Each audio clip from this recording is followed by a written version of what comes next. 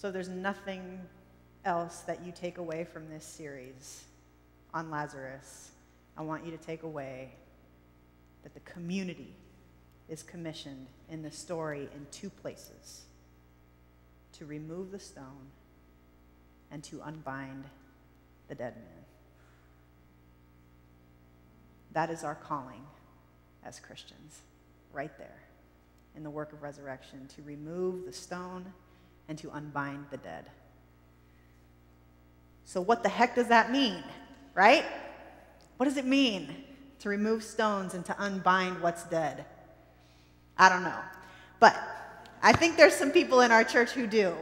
And so we're going to be hearing some testimonies this morning, some real life Lazarus testimonies from our own midst. We're going to be hearing from them about what it means to be unbound in community. You ready? All right. So I feel weird saying that I'm bound up. Like, that seems a little personal. Not in the physical sense. I'm a little anxious. And so one thing that unbinds me is humor. So if it's okay with you, can I start with a joke? Is that okay? All right. So Roger, it's a science joke. So if you're the only person who laughs, I'm cool with that. So there's a proton, a neutron, and an electron that walk into a bar. And the proton walks up to the bar and says, "Hey, I'd like a beer." And so the bartender says, "Yeah, that'll be $1." So the proton takes out $1 and pays. The electron goes up to the bar next and says, "Hey, I'd like a beer." So the bartender says, "Can we say beer?" "We can say beer." Okay. So the bartender says, "Yep, here you go. It'll be $1." So the neutron walks up to the bar and asks for a drink. And the bartender says, "No charge." Because it's a neutron and there's no charge. Yeah, okay. Thank you. That's it. That's all. Okay. So I've had a lot of stuff in my life binding me up. One of those things is my past church experience. I was kind of a little bit of a off again Catholic growing up as a kid, and then went to the church that my wife went to as a kid when we first started dating. So went there for about 10 years. And that experience was binding because I heard these stories and about the Bible and Ark and all of these mystical, magical things, and this black and white part of me was I don't know, that didn't sit right with me. It was kind of like taking things at face value.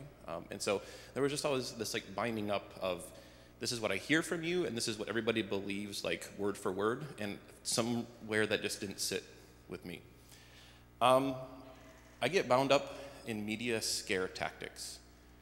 Media scare tactics. I know growing up, I used to watch the news with my parents every evening, and I realized, and Tom and I actually had a really good conversation about this, that what I saw on the news really affected how I interacted with people. And if I was walking down an alley or if I was in an elevator, I found myself reacting differently based on the skin color of that person, based on the gender of that person. And so the media really kind of would bind me up sometimes. And on top of all that, I have generalized anxiety disorder. So that's kind of fun if anybody has done that. So all sorts of little things throughout the world just kind of give me anxiety. And so all of those wrapped up, there's a lot of things that have kind of bound me up. But Koinonia has taken those bindings away from me, and I want to just share with you a few places that I could identify with Lazarus. So one way that Koinonia has unbinded me has been spiritually. So I used to teach 7th grade social studies, and I felt extremely hypocritical because when I taught 7th grade social studies, one of my units was on world religions. And so I talked about the Abrahamic religions, and I talked about Sikhism and Taoism, and I really wanted my kids to think about when they made statements in class. I didn't want them to say, well, we believe that Jesus, blah, blah, blah, blah, blah. Well, I wanted them to think about, well, Christians believe that, or you believe that. And so on one hand, I was telling them to think critically about the religions we were studying and in their historical context, but then I was going to church, and it was like, this is it. Like, this is all there is, and if you believe outside there, that's a problem.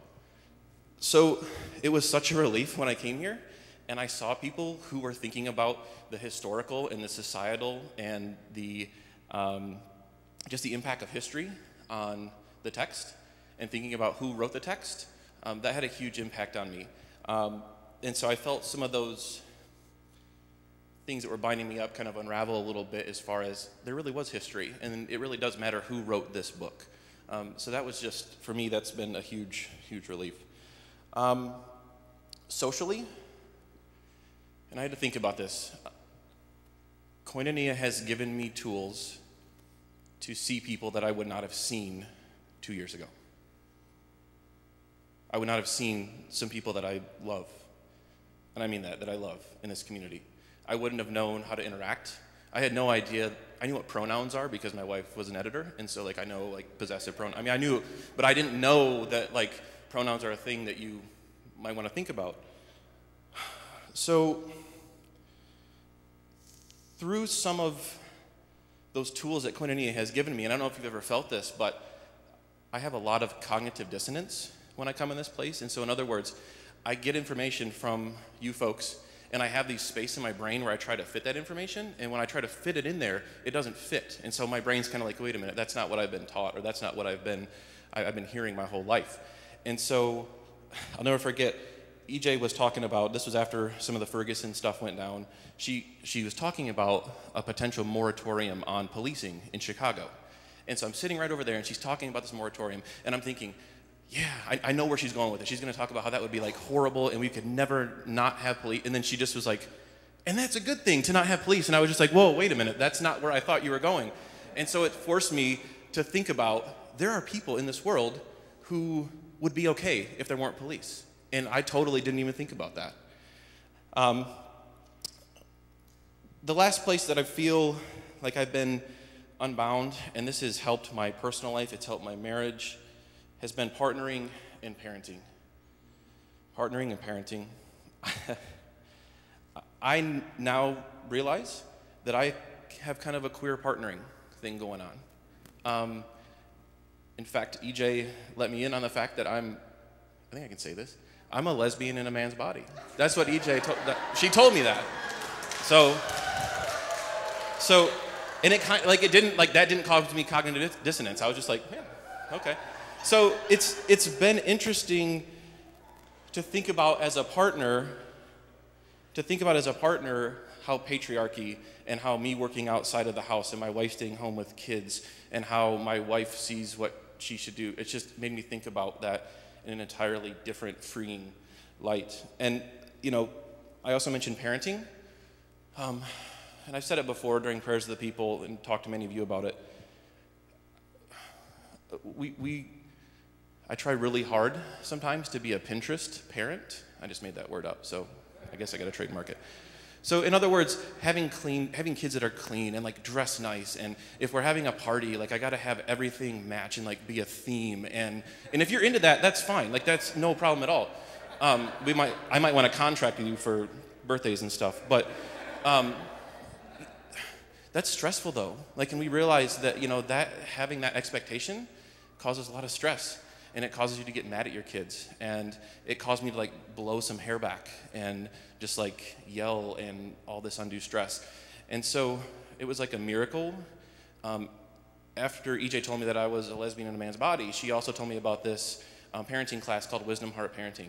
And it was through the church, and it completely changed the way that I interact with my kids. It completely changes the way that I think about my interactions with them and my wife. And so that kind of released the bonds of my kids must sit here and be seen but not heard.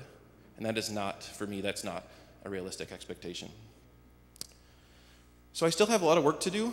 I don't want to make it sound like I've got all of this stuff figured out, but I truly hear Koinonia's voice when I read that Jesus said, unbind him and let him go. I hear Koinonia's voice. I hear unbind him and let him go when EJ talks about the historical context and the fact that a white middle-class male was the one who wrote this story, and you have to think about that. I hear unbind him and let him go when every week TR is intentional about welcoming people and telling them that they can pray and move about in whatever way they want that's comfortable to them. I hear unbind him and let him go during prayers of the people. When I care about what's going on in other people's lives, and I'll be honest, Koinonia has helped me realize that I can be awfully selfish sometimes, and I only worry about myself. But when I hear the prayers of the people and I see people leaning in and people embracing and loving, that unbinds me. So thank you.